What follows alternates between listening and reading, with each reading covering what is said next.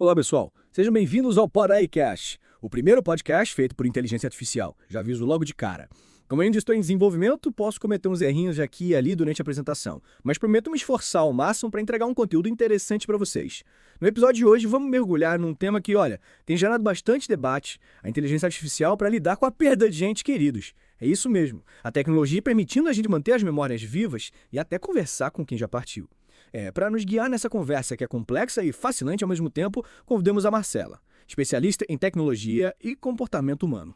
Olá! Olá a todos que estão nos acompanhando no PodAICast. Um prazer estar aqui para explorar esse tema tão sensível e inovador, né? Marcela, me explica uma coisa. Como é que funciona essa tecnologia de criar, réplicas digitais de pessoas falecidas? Parece coisa de ficção científica. Parece mesmo, mas já é uma realidade. Imagine alimentar um programa de inteligência artificial, tipo o ChatGPT, com fotos, vídeos, áudios, textos de uma pessoa. Aí aprende com esses dados como se estivesse absorvendo as lembranças, os trejeitos, a voz da pessoa. A partir dessa base de dados, a IA consegue criar, então, avatares digitais, simulando aparência, voz e até a personalidade. É como ensinar a máquina a ser parecida com alguém que já não está mais entre nós. E já tem empresas que oferecem esse tipo de serviço. É algo acessível a qualquer pessoa. Sim. Na China, por exemplo, empresas como a Superbrain e a Silicon Intelligence já oferecem esse tipo de serviço. Imagina, ter um clipe de áudio com a voz da sua avó falecida lendo uma história para os seus filhos. Ou um chatbot que responde perguntas com base nos conhecimentos do seu pai que já partiu. Parece incrível. Mas até que ponto essas réplicas são realistas? Elas realmente conseguem imitar a pessoa falecida a ponto de nos fazer acreditar que estamos interagindo com ela. A empresa funerária Fu Shuoyuan, por exemplo, criou uma réplica digital do comentarista Cao Jingxin. Ele faleceu em 2022. Eles usaram imagens, gravações de voz, materiais fornecidos pela família para criar um avatar digital que conversa com as pessoas. A réplica, usando tecnologias como clonagem de voz, modelagem 3D, simulação de expressões faciais, interagiu com os convidados, falando sobre trabalho, vida, como se fosse o próprio Cao. Nossa, isso é impressionante. Mas ao mesmo tempo me deixa um pouco apreensivo. É fascinante pensar no potencial dessa tecnologia, mas, sei lá, quais são as implicações éticas e emocionais de reviver digitalmente alguém? Esse é um debate bem delicado. As opiniões se dividem. Para algumas pessoas, a possibilidade de ter um avatar digital de um ente querido pode ser um conforto, uma forma de manter a memória viva. E até mesmo ter uma última conversa, uma despedida. Para outros, a ideia de interagir com uma réplica digital pode gerar apego excessivo, dificultando o processo natural de luto e a superação da perda. Afinal, estamos lidando com uma simulação, não com a pessoa real, e a simulação pode nos prender ao passado, impedindo que a gente siga em frente. Entendo. É como se essa tecnologia nos colocasse em uma encruzilhada. De um lado, a promessa de manter viva a memória dos que amamos. E do outro, o risco de se perder numa ilusão, adiando a aceitação da perda. É um dilema que exige muita reflexão. E como a sociedade tem reagido a essa nova realidade? Você tem observado algum tipo de debate público sobre o assunto? Sim. Nas redes sociais chinesas, por exemplo, o debate é bem acalorado. Teve um vídeo que viralizou no Bilibili, que é uma plataforma de streaming chinesa. Ele mostra um neto conversando com o avatar da avó falecida. A réplica, criada a partir de vídeos antigos, imita a voz e os trejeitos da avó, respondendo a perguntas, interagindo como se estivesse presente. O vídeo gerou comoção, mas também levantou questões importantes sobre a ética da imortalidade digital. É realmente impressionante como a tecnologia nos coloca diante de dilemas tão complexos. E me intriga essa ideia de interação com os avatares digitais. Podemos considerar essa interação como algo real. Existe o risco das pessoas se apegarem demais a uma ilusão e confundirem a réplica com a pessoa que ela representa. Esse é um ponto crucial. É preciso ter em mente que, por mais sofisticada que seja a tecnologia, os avatares digitais são apenas simulações. Eles não possuem a capacidade de pensar, sentir e reagir como um ser humano. Por mais que a réplica digital possa nos confortar, é fundamental lembrar que ela não substitui a pessoa real. E o apego excessivo pode ser prejudicial ao processo de luto. Entendo. É como se estivéssemos lidando com uma representação, uma lembrança digitalizada, mas não com a essência da pessoa que partiu. E a própria empresa que cria esses avatares, a Superbrain, tem consciência desses riscos, certo? Exatamente. O fundador da Superbrain, o Zhang Zewei, ele reconhece que, apesar do avanço tecnológico, um robô não tem calor humano. Ele destaca a incapacidade dos avatares de se atualizarem com novas informações e o limite da imortalidade digital. Afinal, a réplica digital está presa ao passado, aos dados com os quais foi alimentada, e não consegue evoluir como um ser humano. Faz sentido. É como se a réplica digital fosse um retrato congelado no tempo, enquanto a vida, em sua essência, é movimento, transformação constante. E como a Superbrain lida com essa questão do apego excessivo e da necessidade de um acompanhamento mais humano? A Superbrain, ciente desses desafios, integrou psicólogos humanos ao processo, guiando as conversas com os avatares.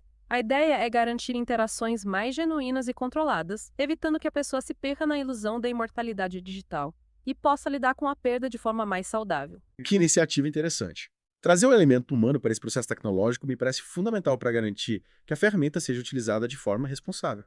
Mas me diga, essa tecnologia pode ser considerada uma forma de terapia para o luto? Ela realmente pode ajudar as pessoas a lidar com a perda? Essa é uma pergunta que tem sido debatida por especialistas. A professora Tang Soo Kim, especialista em luto da Universidade de Shenzhen, acredita que a tecnologia pode sim auxiliar na terapia, mas ressalta a importância de aceitar a realidade da perda por um processo de luto saudável. Ou seja, a tecnologia pode ser uma ferramenta auxiliar, mas não a solução em si.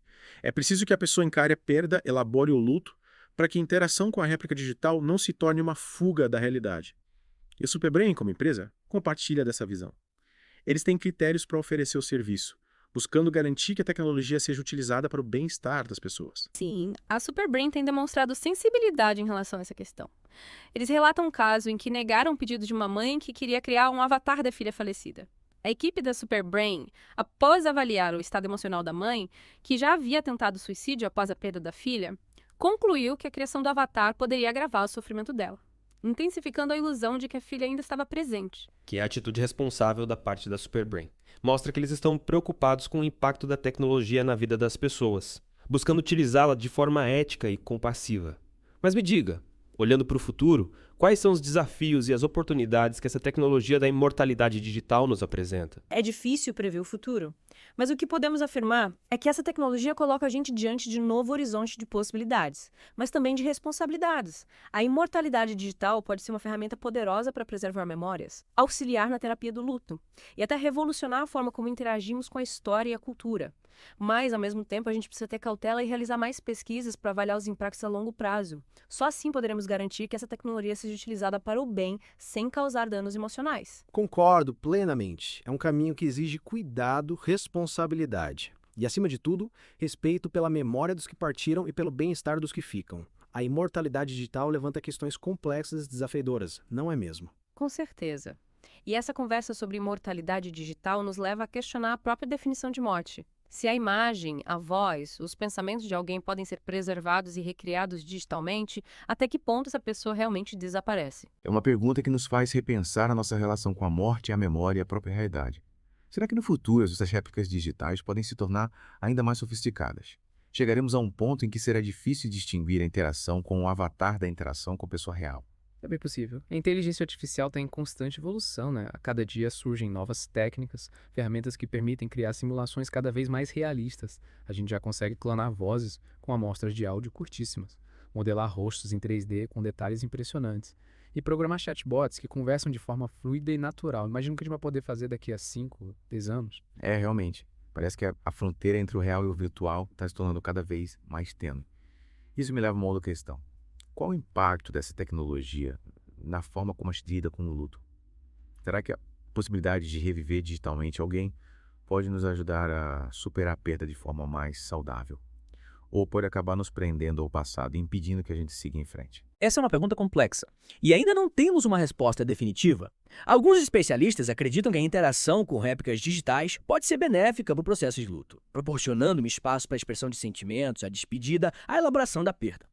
Imagina, por exemplo, poder conversar com um ente querido falecido sobre questões que ficaram pendentes, ou simplesmente ouvir sua voz, relembrar momentos especiais. Isso pode trazer conforto, ajudar a lidar com a dor da ausência. Entendo. É como se a tecnologia nos oferecesse uma forma de manter um elo com quem já partiu, de ressignificar a perda e encontrar um novo sentido para a relação. Exatamente. Mas é importante ter em mente que essa interação com a réplica digital não deve se tornar um substituto para o processo natural de luto.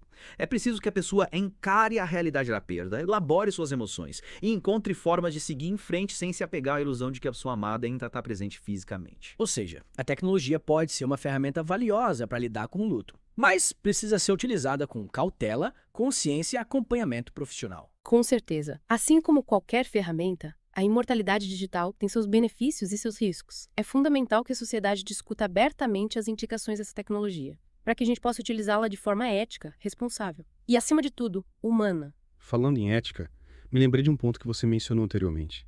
A necessidade de coletar dados pessoais da pessoa falecida para criar réplica digital. Isso me levanta algumas preocupações. Quem define quais dados são coletados? Quem garante a privacidade dessas informações? Existe o risco de mau uso desses dados. Você tem razão. Essa questão da coleta e do uso de dados pessoais é crucial e precisa ser debatida com profundidade.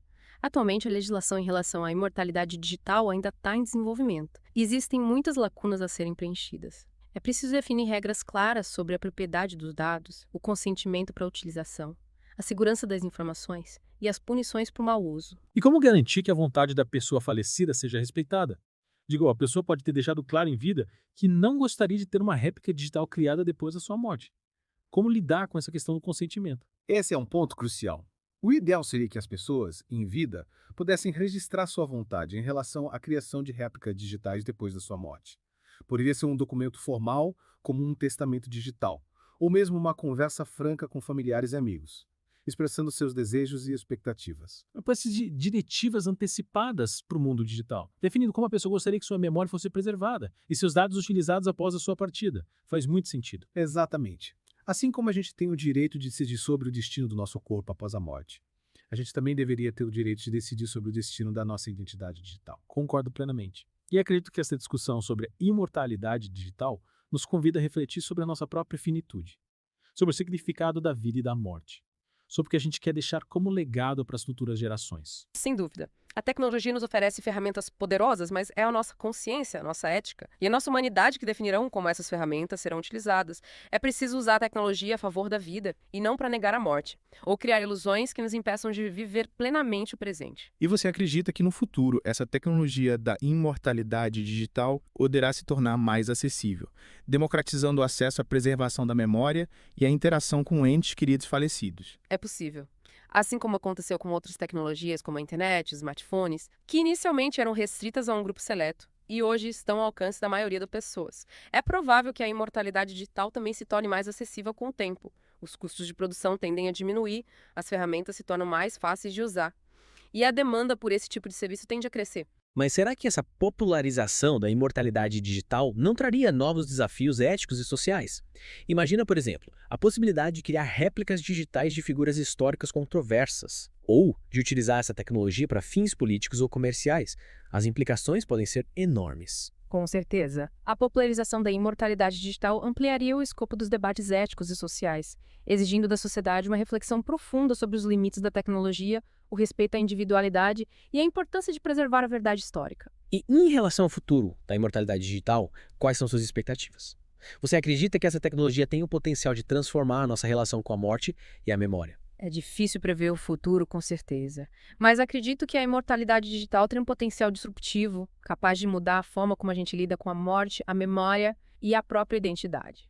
É como se a gente estivesse abrindo uma nova página na história da humanidade, explorando territórios desconhecidos e redefinindo os limites da vida e da morte.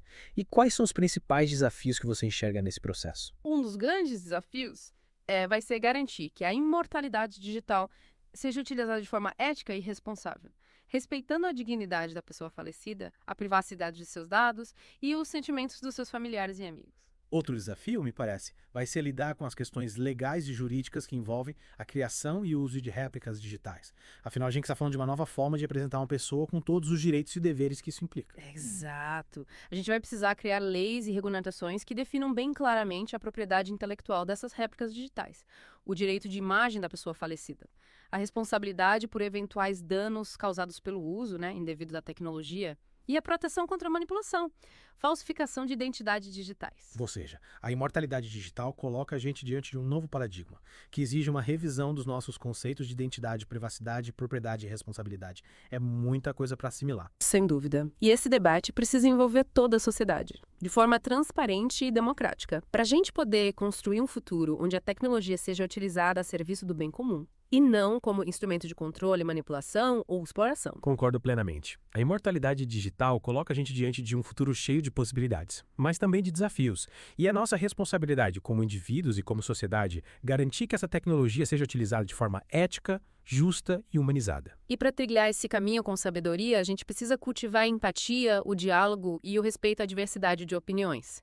Afinal, a imortalidade digital coloca a gente diante de questões bem complexas, que exigem uma abordagem sensível, ponderada e, acima de tudo, humana.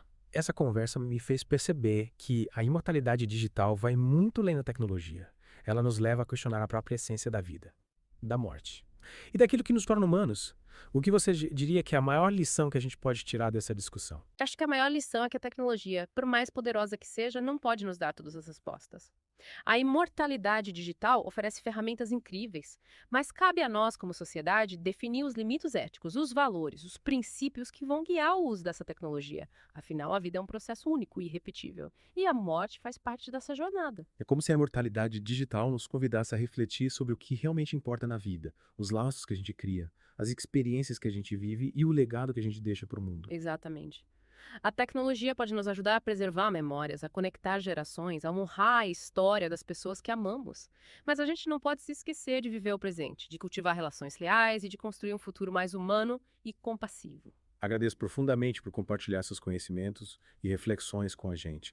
Tenho certeza que essa conversa ajudou nossos ouvintes a compreender melhor esse tema, tão complexo e fascinante. O prazer foi meu. Espero que essa discussão inspire mais pessoas a refletir sobre as implicações da imortalidade digital e a contribuir para a construção de um futuro mais ético e responsável. E a vocês, nossos ouvintes, nosso muito obrigado pela companhia. Convidamos vocês a continuar essa reflexão. Quais são seus pensamentos sobre a imortalidade digital? Quais são suas esperanças e seus receios em relação a essa nova era tecnológica? Compartilhe suas ideias com a gente nas redes sociais do podcast. Até a próxima!